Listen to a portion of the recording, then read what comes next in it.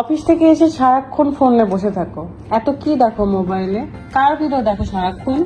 আমি কি তোমার মতন সারাদিন কাপড়ের পেজে ঢুকে কাপড়ের ভিডিও দেখি? আমি নতুন নতুন তথ্য জানতে ইনফরমেটিভ ভিডিও দেখে থাকি, বুঝছো?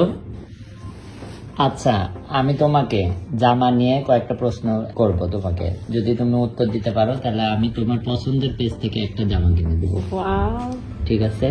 হ্যাঁ। আমি তোমাকে একটা প্রশ্ন করি, সেটা হচ্ছে মুসলিম যে ম্যাচের বাক্সের মধ্যে থাকতো এবং আংটির ভিতর দিয়ে বের করা যেত, এই তথ্যটা কি সত্যি না মিথ্যা বল?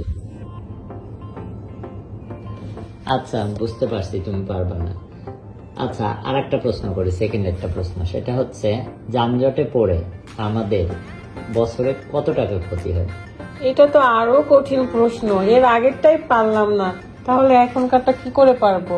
তুমি সব উত্তরই পাত্তা। সারাদিন এই মোবাইলে বসে থেকে ড্রেসের পেজে না ঢুকে তথ্য নির্ভরশীল যে পেজগুলো আছে এগুলো দেখতে, তাইলে এটা রাখো, এখানে দেখো আহমেদ পিপুল নামের এই পেজটা দেখো, ভালো করে দেখো। এখানে এত এত তথ্য ভিডিও দেওয়া হয় যেখানে একবার ঢুকলে আর বের হতে ইচ্ছা করে না, বুঝলাম? আমি তো সারাদিন এই ধরনের ভিডিওই দেখে থাকি। এসব ভিডিও দেখলে নতুন নতুন অনেক মজার তথ্য জানতে পারবো, বুঝলা? ও, তার মানে আহমেদ পিপুল পেজে দেশ বিদেশের ইতিহাস, ঐতিহ্য, রাজনীতি, নাগরিক সমস্যা, বাণিজ্য, অর্থনীতি, বিনোদন ও খেলার অজানা তথ্যের বিশ্লেষণভাবে ভার্চুয়াল কন্টেন্ট দেখা যায়, তাই না? শুধু ফেসবুকেই নয়, ইনাদের এইগুলো সম্পূর্ণ টিকটক, ইনস্টাগ্রাম, ফেসবুক, ইউটিউব, সব রকম সোশ্যাল মিডিয়াতেই এনাদের সব ইনফরমেশনই পাবা। তার মানে কি তুমি আমাকে ড্রেস কিনে দিবা না? কখনোই না, ডিল ইজ ডিল।